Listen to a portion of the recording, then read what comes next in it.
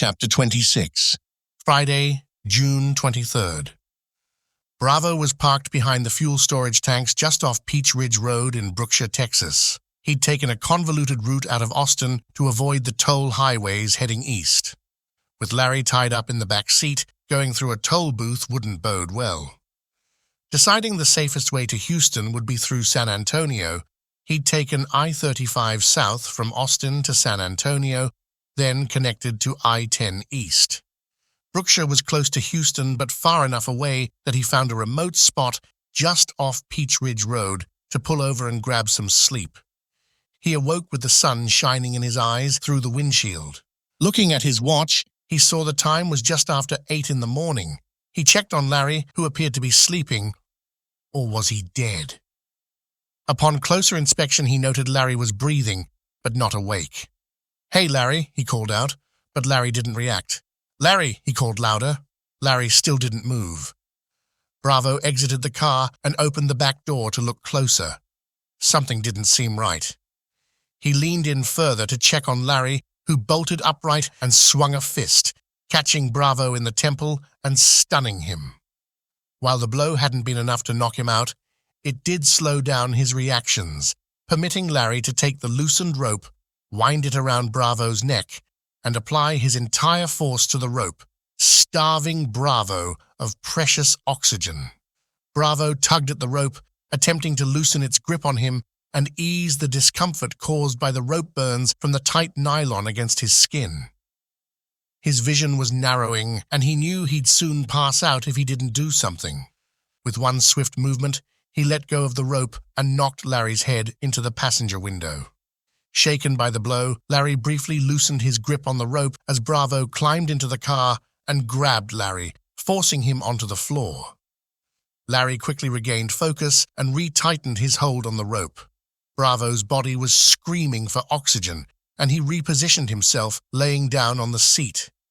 Bravo tried to extract himself from the car by pushing against the passenger door with his feet, his head back toward the door he'd entered.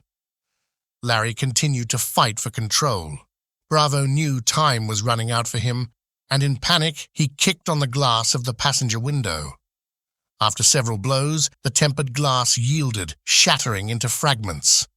Alerted by the sound of the breaking glass, Larry briefly turned his attention toward the window. Seizing the moment, Bravo unleashed a forceful and accurate strike to Larry's groin with his left hand, harnessing every ounce of his remaining strength.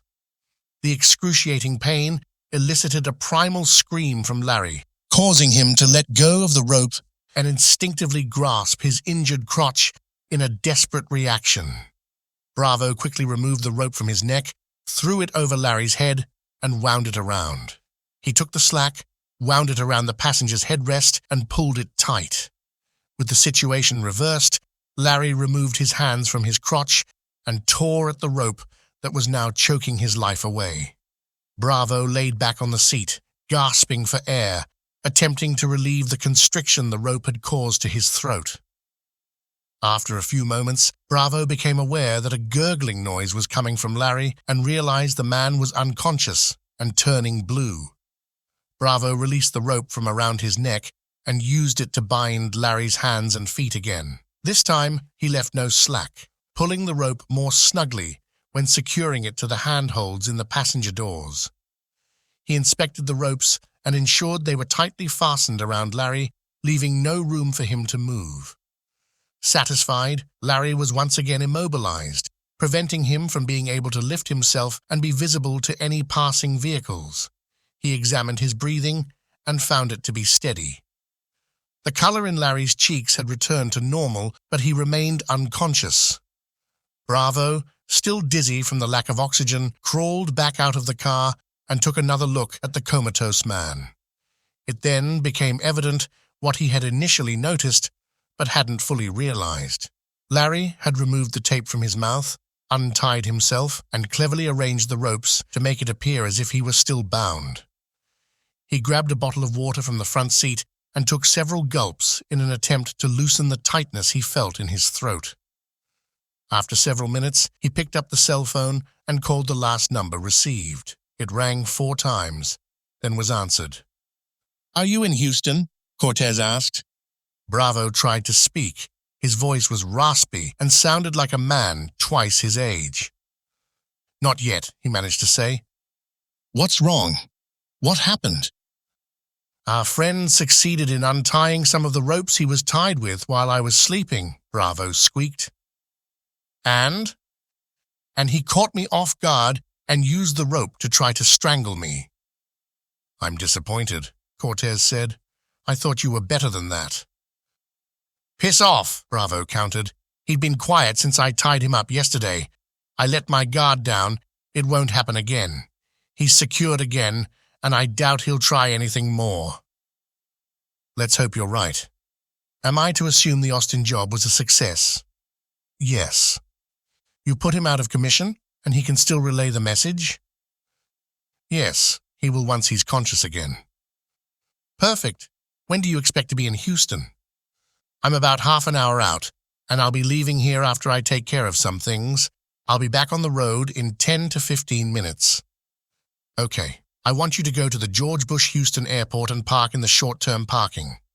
There, you'll meet one of our operatives who goes by the name Remington. You'll use the name Smith, and Larry will go by Wesson." "Interesting choice of names. Then what?" "Remington and Wesson will leave together. Then you're to catch a flight to St. Louis using the ID you've been using so far. Once in St. Louis, call me, and I'll have other details." "When will I see the money for the Austin job?" "I'll do the e-transfer to the phone once I hang up. You can transfer that to any account you wish." "Okay. Remington will need the license plate, make, and model of the rental you're driving. Text me that information when we hang up." On that, the passenger window got smashed during the scrap with Larry. I hope it won't draw any attention, but I can't be sure. That is unfortunate and could be a problem.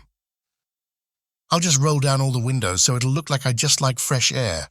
The roads will be filled with commuters rushing to their jobs, so I doubt anyone will take notice. Hopefully that'll be the case. I want no more screw-ups. Call me when you reach the parking lot, Cortez said, then disconnected the call. Bravo walked over and behind one of the storage tanks relieved himself, then climbed in behind the wheel of the car. He checked himself in the mirror and saw the ugly burn mark the rope had left around his neck. His anger flared again toward Larry, and he wondered if he should have let the rope finish Larry off when he had the chance. He grabbed the roll of tape he'd previously used to cover Larry's mouth and tore off a long strip. He climbed into the back seat, grabbed Larry's greasy hair, and yanked his head up. This time, he securely wound the tape around Larry's head and then over his mouth. Larry started to stir, and Bravo let his head drop onto the armrest on the passenger door. His disdain for that individual had grown to a new level after what Larry had pulled. He considered giving Larry another shot in the face for good measure, but decided against it. He grabbed the cell phone from the front seat and, walking to the back of the car, retrieved the vehicle's license plate number, make, and model. He sent a text containing that information to the number he'd been communicating with for the past 2 days. The cell phone buzzed as he returned to the driver's seat. Checking the message, he saw that $33,333 had been sent via an e-transfer. After the financial handler took their 25%, the remaining $25,000 was the amount he could access.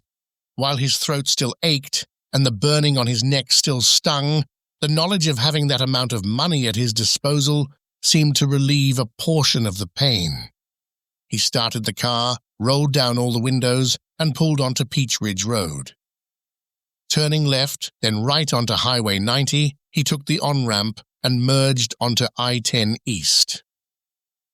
Roger Cortez relayed the vehicle information to his operative. A text reply came back. "I'm just outside the airport perimeter. I'll go to short-term parking in 45 minutes and start looking."